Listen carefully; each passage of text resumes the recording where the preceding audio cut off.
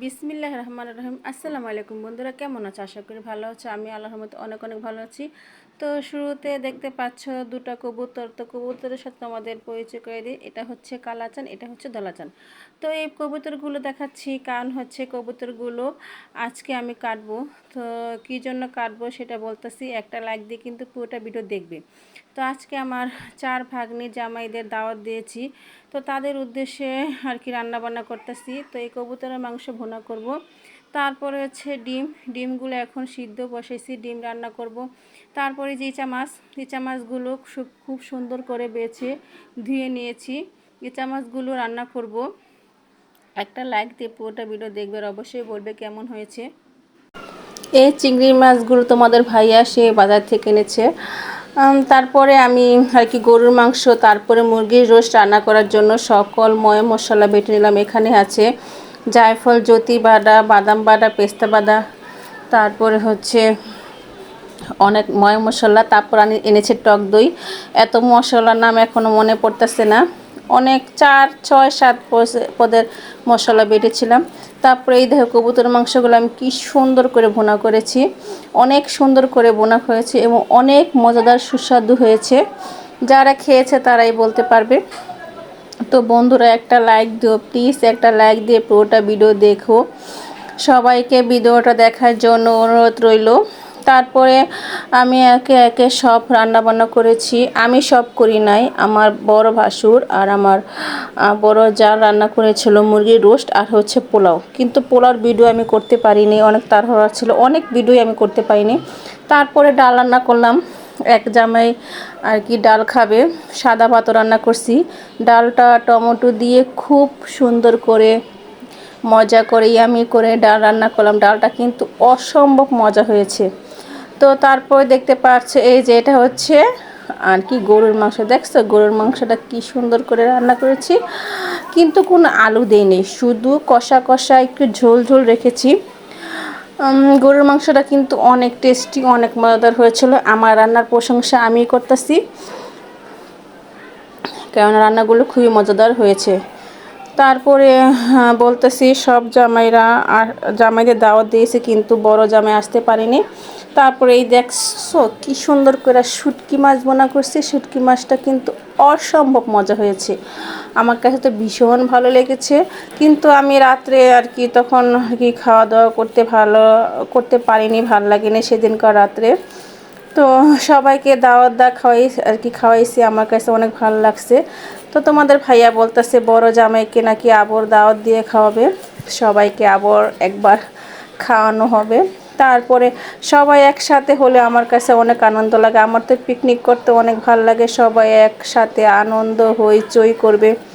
তারপরে দেখছো ইচা মাছটা কি সুন্দর করে বোনা করছি, একটা লাল লাল, খুবই মজাদার হয়েছে। তারপর এটা হচ্ছে বড় বড় রুই মাছগুলো হালকা একটু পেঁয়াজ দিয়ে ভুনা করেছি, কেননা রুই মাছ ভাজা করলে অনেকে খেতে চায় না, এই জন্য একটু পেঁয়াজ দিয়ে লাল লাল করে ভুনা করলাম।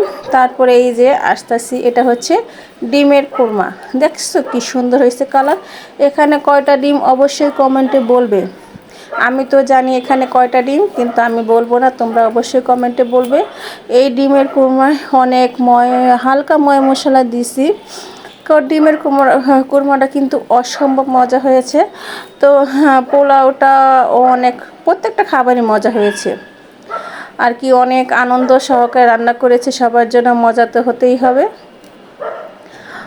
তারপরেই দেখো আবার ভাত রান্না করেছি, কিন্তু দুঃখের বিষয় ভাত আর কি সব ভাত খাওয়া হয় না, আমি একটু বেশি ভাত রান্না করছি। আর এই দেখছো এটা রান্না করছে আমার বড় ভাসুরে। দেখছো কি সুন্দর করে একেবারে বাবুচির স্টাইলে রান্না করছে। সবাই তো মনে করছে যে বাবুচিতে রান্না করছে, কিন্তু না, এটা আমার বড় ভাসুরে রান্না করছে, আমার বড় জালে আর বড় ভাসুরে। পোলাও রান্না করছে, কিন্তু আমি পোলাওটা ভিডিও করতে পারিনি, ভুলে গেছিলাম, অনেক তাড়াহুড়া ছিল, এই জন্য ভিডিও করা সম্ভব হয় না। এই রোস্টের কালারটা দেখছো কি সুন্দর কালার হয়েছে। আর রোস্টের রানগুলো কিন্তু বড় বড় ছিল, সবাই খেয়ে তো অনেক প্রশংসা করেছে, অনেক মজা হয়েছে। তারপরে আমাদের বাসায় ভাগ্নে জামাইরা এসেছিল, তো তারা অনেক কিছু এনেছে, কিন্তু সব ভিডিও করতে পারিনি, তাড়াহুড়া ছিল। আমার তো রাতে অনেক খারাপ লাগছিল। পরে আমার জাল আমার ননদ হাতে হাতে সবাই কাজ করছে, এই জন্য একটু আর কি একটু রেস্ট পাইছি, নাইলে আরও খারাপ লাগতো। তাও ভালো লেগেছে, সবাই একসাথে আসছে, একসাথে হয়েছি, অনেক ভালো লেগেছে। তারপরেই দেখছো এইটা দই, তারপরে লিচু। তো 3 জামাই এসেছিল, ওরা এগুলো এনেছে। তো যে বললাম যে বড় জামাইয়ের ভাগ্নির জামাইয়ের অনেক কাজে চাপ ছিল, এই জন্য ও আসতে পারেনি। তারপরে এই দেখো আম আনছে, এগুলো হচ্ছে রাজশাহীর বিখ্যাত আম। আমগুলো কিন্তু অনেক মিষ্টি। আর প্রথমে দেখাইছিলাম যে মিষ্টি, ওটা এনেছিল আর কি মেজো জামাই। ওই মিষ্টিগুলো অনেক মজা ছিল, মিষ্টিগুলো এনেছিল বড় একটা মিষ্টির দোকান থেকে। তারপরে লিচু আম আনছে, আরও অনেক কিছু আনছিল আমাদের ছোট জামাই। তারপরে মেজো আর তারপরে কি বলে আরেকজন আমার বড় ননাসের জামাই, ওনার মেয়ের জামাই অনেক কিছু আনছে, বললাম না যে সব ভিডিও করতে পারিনি। তো সবাইকে দিয়েছি, সবাই খেয়েছে। লিচুগুলো কিন্তু অসম্ভব মিষ্টি ছিল, এখানে প্রায় 100 মতো লিচু হবে, আমি গুনি না, একটা আনুমানিক আর কি আইডিয়া আছে না, এখানে 100 মিষ্টি হবে। আর আমগুলো দেখছো, আমগুলো কিন্তু অনেক মিষ্টি ছিল, আমগুলো অনেক মিষ্টি ছিল, একটা আম খেলে পুরো মনটা ভরে যায়। তারপরে এটা কি, এটা একটা বিস্কিট, বিস্কিটটাও অনেক মজাদার ছিল, আর এই মিষ্টিগুলো অনেক টেস্টি ছিল, এটা অনেক মজার মিষ্টি। তো ভিডিওটা দেখার জন্য সবাইকে অসংখ্য ধন্যবাদ। তোমার সবাই ভালো থেকো, আমার পাশে থেকো, আমাকে বেশি বেশি সাপোর্ট করো। আর ভিডিওটা ভালো লাগলে অবশ্যই একটা লাইক দিবা, কেননা লাইক দিয়ে তোমাদের কষ্ট হয় না, কিন্তু আমাদের ভিডিও বানাতে অনেক কষ্ট হয়। সবাই ভালো থেকো, আল্লাহ হাফেজ।